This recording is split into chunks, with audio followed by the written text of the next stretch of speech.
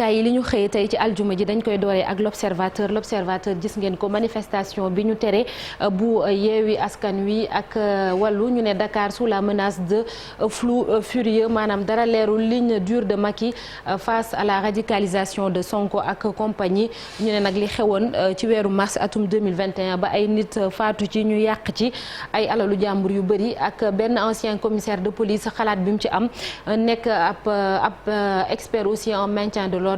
Benno moom di naqarlu bu baax a baax li nga xam ne gis nañ ko ñu ne ci opposition bi CUDIS di cadre unitaire de l'islam au Sénégal moom mi ngi woote nit ñi ñu ànd ak dal gis ngeen ko ak nataal bi ci xët wu njëkk ba léegi rek ci l'observateur ñu ñëw ci mbirum Serigne Assane Mbacké corruption de mineur bokk na ci liñ koy toppee ak traitement en vue d'exploitation sexuelle moom nag Serigne bi ñu ne vers la chambre criminelle boo moyul foofu lañ koy yóbbu lu tax dossier bi mënul être jugé mënuñu ko jugé ci flagrant délit yëglekaay bi ñëwaat na ci mbirum fukki liir ak benn yi ñàkk seen bakken ci lakk ba amoon fële ca Tiwaawan ci hôpital Mame Abdoul Aziz Sy Dabakh ñu ne am na benn chef de service bu hôpital bi bu nekk ca kaso ba li ñu koy toppee homicide maanaam faat doomu aadama tribunal bu Ndakaaru ak ay révélation maanaam ay kàddu yu tukkee ci benn wayjur boo xam ne dafa am lu ko naqari ci doomam bu jigéen ndax nee na da daan séq daanaka ak borom këram ci terrassam te loolu nekk lu ko naqari wàllum football itam l'observateur ñëw na ci ak Étoile Lusitana parcours héroïque mu ne bu club national 1 boobu les finalistes coupe du Sénégal ñu jàll ci beneen yëglekaay ak li mu xëyee tey jile muy enquête tey mu ne il faut sortir de l'impasse maanaam jafe-jafe yu ñu nekk faaw ñu génn ci loolu la gis ak manifestation bi yeewi askan wi nar a amal tey jile te amuñu ci sañ-sañ ñu ne vendredi 17 juin ñu ne journée de tous les dangers mooy tey jii maanaam société civile moom daanaka nee na buñ ko joxee nip sañ-sañ mu dem dox ci tànkub jàmm mi ngi ci page 3 bu yëglekaay bi di enquête ak mbirum sëñ Assane Mbacké mi ñu nar a yóbbu fële ca chambre criminelle ci sàkkuteefu kii di procureur bi ak crise bi am sànq nii Benno Bokk Yaakaar li muy naqarlu nee na mooy opposition bi fitna lay woote ci réew mi beneen yëglekaay ak lim xëyee muy le quotidien mu ne rassemblement bi am naam sax amuñu ci sañ-sañ ñoom opposition bi ñu ne marche haute pour yeewi askan wi société civile bi mi ngi woote ñëpp ñu ànd ak dal ci page 5 lañ ko def ak nataalu ñi nga xam ne dañoo yor seen drapeau ñu di waa Pastef ba léegi rek ci wàllum politique kii di Cheikh Tidiane Dièye ci limitation mandat mu ne Sénégal dafa émettre ay réserve ci protocole CEDEAO itteel bonne gouvernance ak démocratie bi nga xam ne day limité ñaari mandat démb la doon jàkkaarloog taskatu xabaar yi mu leeral ko mi ngi ci biir yëglekaay bi ci page 5 et puis variole du singe muy jàngoro boobu feeñaat fan yi ñu ne am na ay cas yu ñu nemmeeku ci Ghana Nigéria ak Guinée ñu ne ci biir Afrique ba tax na ñoom nee nañu yëf yi soriwul suñu dëkk dara fële ca Cap-Vert am na ay sénégalais yu bëri dañoo jël dogal régulariser leen beneen yëglekaay ak li mu xëyee quotidien national muy le soleil moom nag ci li mu wax tey jile mooy naka la état bu Sénégal def ba nit ñi sonnuñu ci dund bi moom noonu la ko gisee naam sax ku nekk mi ngi wax ni yëf yi daa cher ndax am na prix lu ci mel ni kon ñu ne gasoil essence ak électricité bi ni mu yokkoo état bu Sénégal génn na 300 milliards francs CFA subvention ngir janvier ba septembre nit ñi bañ a yëg yokkute bi am ci cours mondiaux yi ñu ne Mali jaaree ko Guinée Bissau ak Côte d'Ivoire Togo Bénin daanaka foofu njëkk yi dafa yokk juróom-ñeent dem ba fanweer ak juróom-ñett ci téeméer boo jël janvier ba léegi contenu local ci hydrocarbures yi 252 milliards de francs CFA ci entreprise nationale yi loolu lépp mi ngi ci quotidien national. ñu dem ci libération moom tey mu xëy ci lu doy waar muy xale bu ndaw boobu toll ci juróomi at ñu fekk ñu faat ko fële ca Sébikotane ñoom ñu wax leeral ci anam yu doy waar yi ñu fekkee xale bu ndaw bi ak niñ ko faatee détails yi mi ngi ci biir journal libération ngeen mën koo xool mbirum Assane Mbacké itam dellu si waat na mu ne parquet bi demandé ñu criminaliser dossier bi maanaam ñu yóbbu ko chambre criminelle mi ngi ci ba tey manifestation yeewi askan wi Dakar ak Ziguinchor ñu ne ndax dañoo nar a dem ci aljuma bu am ay rëq-rëq ab laaj la bu ñu samp libération mi ngi ci biir ndax manifestation yi xam nañ ni préfet yi dañ koo tere waaye ñoom nee nañ dinañ ko amal tribune moom tamit ba tey xëy ci li nga xamante ni rek moo di Macky Sall nee nañu dafa lànk ne du signer contre le 3e mandat muy protocole CEDEAO boobu itteel démocratie ak bonne gouvernance daf ci émettre ay réserve ñu ne nag réserve yi indi ay jiixi jaaxa Mohamed Bazoum bu Niger moom nag am na kàddu yu mu wax ndax nee na ñoom ànd nañu benn yoon ak lii di 3e mandat kii di Birahim Seck moom gis ngeen ko Birahim Seck moom gis ngeen ko moom tamit mi ngi ci biir mi ngi ci kaw mi ngi ci xët wu njëkk bu la tribune ak li mu wax moom mi muy naqarlu mooy union des magistrats bu Sénégal ni nga xam ne dañ koo tekkaarale ci jafe-jafe ñuy dund ci wàllum yoon vendredi de tous les dangers manifestation yi alliance pour la répression contre yeewi askan wi ak wàllu ñu ne place de la nation barricadée boo demee takk der ya fees nañ fa dellu ñu ne ngir bañ loolu am Boubacar Sadio comme dit bu classe exceptionnelle retraité nee na armée bi dafa war a daanaka waree fam la sax nag mu nekk ci du bon côté maanaam celui du peuple mu far ak askan wi ak lu mënti xew fii ci réew mi. Walf Quotidien moom tey ci àjjuma bi mi ngi xëyee tey ci clash mu ne yeewi wàllu Benno l'équilibre de la terreur ku nekk di bëgg a tiital sa morom. ñoom gros nuage sur la tenue du scrutin Dakar sous tension lañ ko duppee sax élection yi ñu dëgmal am na ay jiixi jaaxa teg ci Dakar jamono ji fitna gi mel na ni yeewu na ca fajar toog di xaar Ziguinchor tamit Sonko ak ñi mu àndal dañ leen a tere ñu manifester xam nañ ko préfet bi moom moo ko bind ak waa Dantec dégg nañ leen personnel bi li ñuy naqarlu mooy 3 hectares ci seen terrain bi ñu jaay terrain ba ñu war a tabax ñoom gis ngeen ko mi ngi tamit ci biir Walf Quotidien Les Échos moom itam mi ngi xëyee tey jëlee ci manifestation bi war a am tey Yewwi Askan di ko am ñu ne ay niir yu lëndëm ñoo am ci Ndakaaru ñu ne ci ay hashtag maanaam boo demee ci réseaux sociaux yi hashtag yi nga xam ne boo ko bindee moom mooy génn lu ci mel ni ay seule la lutte libère tous à la place de la nation moom ngay gis mbir wane ni am na ñoo xamante ni noppi nañu ñu ne ngir dem manifester Barthélémy Diaz moom mi ngi woote nit ñi ñu dem ci mbedd bi yor seen drapeau national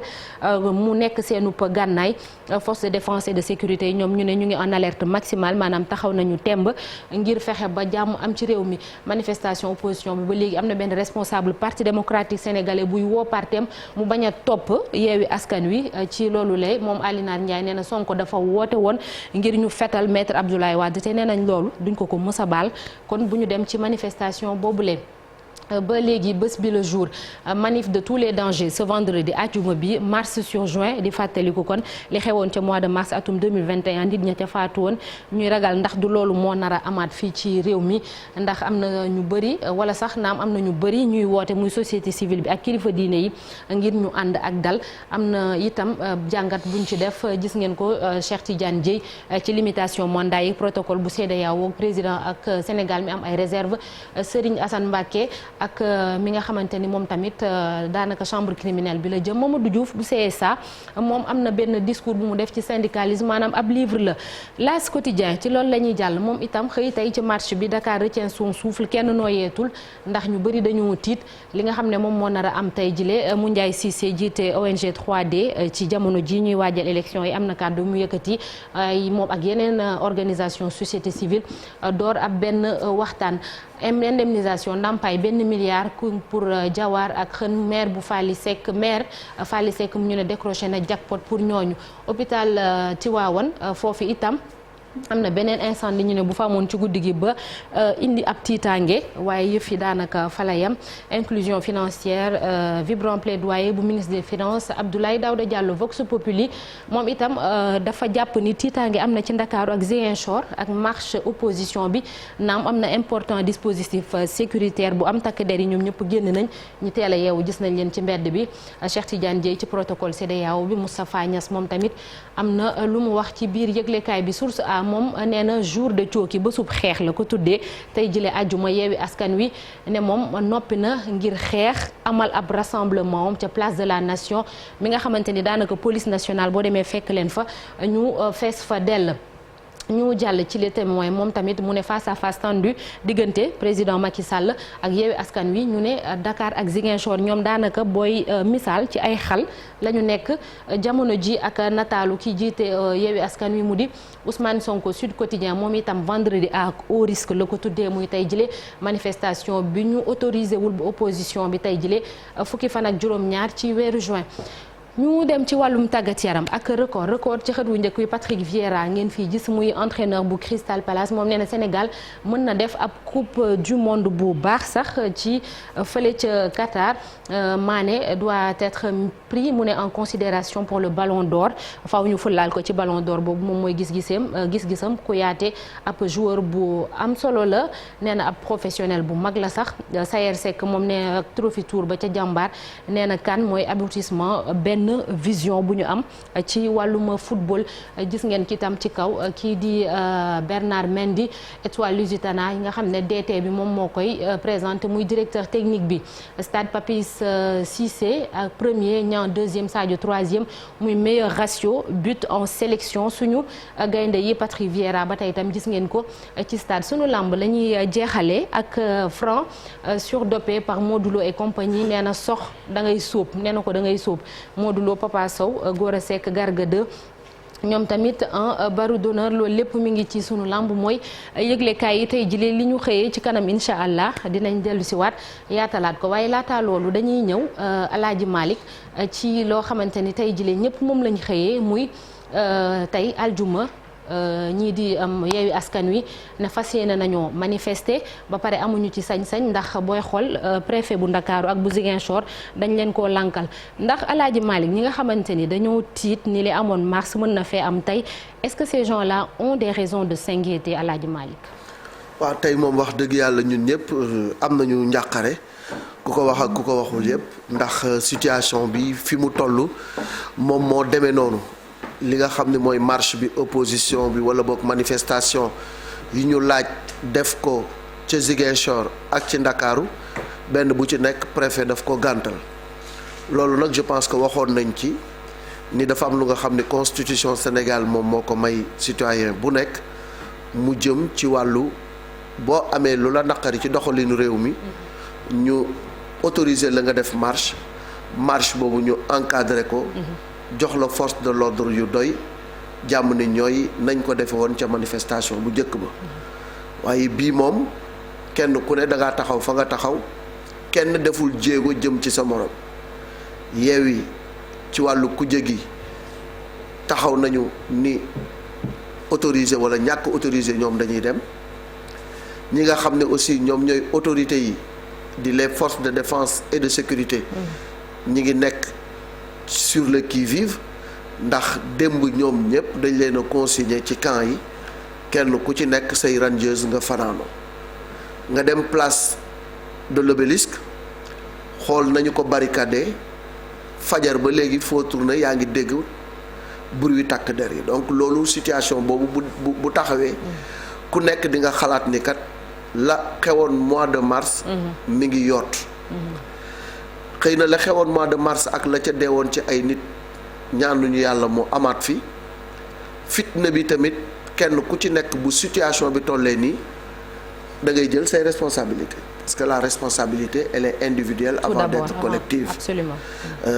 ku nekk ci ñun xam nga ni lu dul jàmm moo ko gën. La paix nourrit, le trouble consume. ndax diggante jàmm ak trouble ñun ban moo ci gënal ku nekk na nga def sa tànneef bu réew tollee fii tamit am nañu droit interroger wu ci ndax tey wayu politique yi nga xam ni ñoom ñooy minorité ci réew mi ñoom jël ñu en otage ndax tey ñun war nañoo nangu ay politiciens kenn ku ci nekk sa intérêt moo la tax a jóg indi fitna ci réew mi ba jàmmaarloo nar cee am. Je pense que réew bu tollee fii ñi war a wax yépp wax nañu nag kilifa diina yi artu nañu ñi nga xam ne ay leader d'opinion lañu muy société civile wax nañu mais dafa mel ni lu ñu tuddee dialogue de sourds mooy kenn ku nekk da ngaa tëx gumbalu jàpp la nga jàpp nanguwoo déglu kenn mais ñuy ñaan rek force de l'ordre et de force de défense et de sécurité yi ak askan bi ñu xam ni ñoom ñépp waa Sénégal rek lañu lenn rek moo ñu ñor mooy jàmmi Sénégal lenn rek moo ñu ñor mooy stabilité réew mi ndax réew mi metti na metti goo nga xam ni jamono ji luñ ci yokk rek dañuy wax yokk nañu xarma karaw démb dama doon doxantu soxna naata naan xaaral ma tate poul bi xool xar yi lu muy jar waaye xar ya ma laal bañ ma waxee la muy jar. ma dugg damaa daw ñibbiwaat ni ndax ren dinaa tabaski. nga dugg ci kër yi yéen jeeg ji nga xam ne yéen ay sëy ci kër yi bu ngeen demee marché jafe-jafe yi gis ngeen ko lépp a yokk. je pense que loolu tey moom moo jar a xeex ba dund askan bi yéwén mais politique moom jarul taal réew te bu bés tollee fii wala réew mi toll fii xel yépp dafay dem ci maam Abdoul Aziz Dabakh mi nga xam ne daan na artu daan na wax ngir giifal xol yi. nañ delloo si daal xel yi. ku ne jël sa ay responsabilité parent bu nekk nag na nga jël sa ay responsabilité ci sa njaboot. Marcel am na benn yëglekaay bu ne il faut sortir de l'impasse à ce stade là naka lañ mën a def tey mooy vendredi bés bi nga xam ne nee nañ dañuy manifester te nguur gi ne leen amoo leen ci sañ-sañ naka la ñu mën a def quand même ba impasse boobu la ñu génn ci maanaam jàmm am ci réew mi. c'est hélas une question boo xamante ne est-ce que peut-être. dina am réponse je pense que tey Malick jot na cee wax tuuti muy kilifa diina yi moom laa yaakaaroon na ne buñ ci dugaloon seen loxo xëy na mbir yi dina changer mais c'est toujours forcé de constater que c'est la sourde oreille qui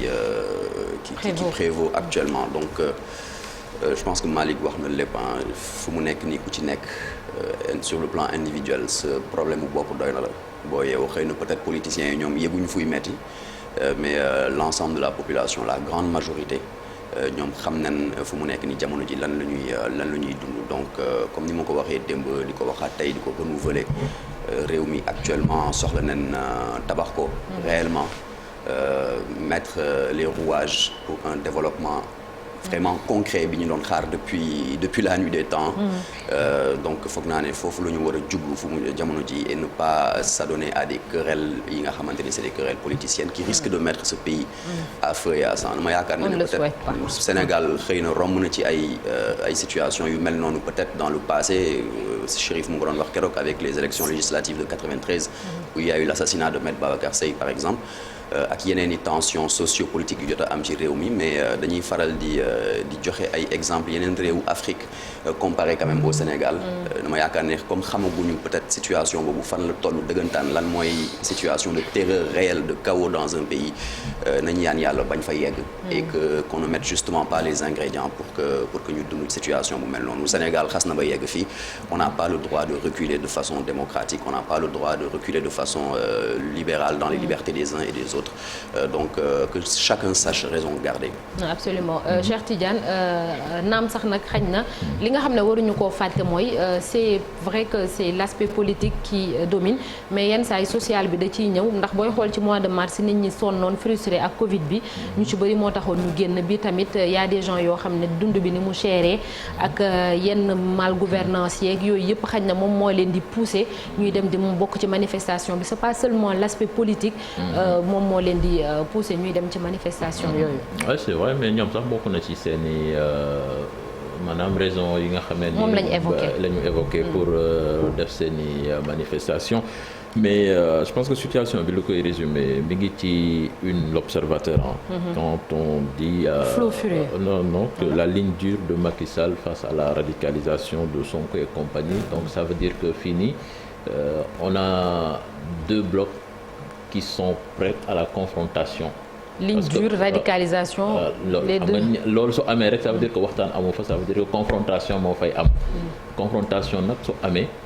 ça veut dire xam nga on a évoqué mois de mars mais confrontation su amee ça va être pire que mois de mars. nga mois de mars au moins benn bloc la woon bu doon attaqué mais là s'il y a confrontation là c'est faut pas avoir peur des mots mais on va direct vers la guerre civile parce que ay nit dañuy attaqué ay nit di fayu wala ay nit di attaqué xam nga fii demoon nañ fi di taal ay këru jàmbur di taal ay biens publics ak yooyu xam nga ñooñu dañuy jël seen i matuwaay la leen daloon du leen dalaat te ay risque de nan lañ koy waxee ci fayuwante da ciy am te loolu su demee ba am ci réew ça veut dire que la xewoon Côte d'Ivoire ba ay doomu Côte d'Ivoire di reyante seen biir loolu ngay gis ci réew mi te mais ñëpp a ngi woote kilifa diine yi ñi ngi woote. apparemment les gens ne sont pas conscients les gens ne sont pas conscients du danger wala des risques yi nga xam ne am na. ngir ay jafe-jafe am ci réew mi que ça soit du côté de l'opposition comme du côté du pouvoir. ndax comme tu dis buum moom ku nekk bu xëccee rek faw mu dagg. c'est ça et puis bon l'intemporel l'éternel Mame Abdoul Aziz Sy Dabakh et ses propos qui le sont autant am na ay kàddu yu mu doon yëkkati ngir ñaax askan wi ci wàllum jàmm rawatina politiciens yi dañ koy déglu après ñu dellu si waat. waa moom. waaye yoon nag moom. ñëpp ci bokk yam. moom daal ñëpp ci bokk yam. ba ne li ñu bëgg day du mën a am lu dul ci condition nangam condition nangam condition nangam. ba ne li ñu bëgg daal mënuñu koo am lu ma ci sart sangam ak sangam ak sangam. président ak gouvernement bi taxaw tem. président bi ak gouvernement am taxaw tem. assemblée bi taxaw tem. assemblée bi taxaw tem. yépp ñu teg ko ala siratil mustaqim. yépp ñu teg ko ci yoonu yàlla wu mokk wi ne coow wuti ngërëmam. lépp lu ñu war a jàmbat ñu jaar ca yoon war war a jàmbate te bañ ko jàmbate jikko xanaa ay teggin ak ormalante ba am li ñu bëgg yàlla nañu yàlla sóob ci wowu yoon. képp ñoo xam ne ñii war nañoo jàmbat dara nañ ko jàmbatee ay teggin akum xel ak teey nee na su ko defee ñooñee ñu koy jàmbat yàlla dana ànd ak ñoom insha allahu fajal leen ko. doomi soxna yi fi nekk bañ a falsifié ahadis yi ak ayat alquraniya. waaye doomu soxna yi nag nañ seetlu seen bopp nag bañ a fab aaya yàlla yeeg hadisu yonent bi di ko firee nu leen neex. ngir ragal gouvernement bi. ngir ragal nguur gi. ak ragal ñi lay jox chèque boo tuuse. ak ragal léegi tey nga wuute ci nit xalaat dootu la may chèque boo tuuse. dégg nañ ko El Hadj Malick daanaka rien à ajouter sax la ñuy wax. waaw daanaka amul dara luñ ciy dolli xam nga kàddu yi Mame Abdou Aziz Dabakh saa yu réew mi tollee fii buñ ko tegee day mel ni mi ngi fi donc moom dem na waaye demul ndax kàddu yi mu fi bàyyi ci wàllu jàmm di ko jëmbat loolu mi ngi fi tey nag mooy li ma wax rek ñaari mbir rek a fi am mooy suuxat jàmm am jàmm def safaan ba am safaan ba loolu rek moo fi am nañu delloo si xel yi na ku nekk def prise de conscience il n'est jamais trop tard pour désamorcer cette crise là pour désamorcer cette bombe nañu toog ñu waxtaan indi jàmm ci réew mi ndaw ñi nañu xoolaat bu baax seen bopp waajur yi nañu xoolaat liñ leen dénk parce que kenn ku nekk yomal xëyam yàlla dina la laaj la ma la dénkoon noo ko sàmmee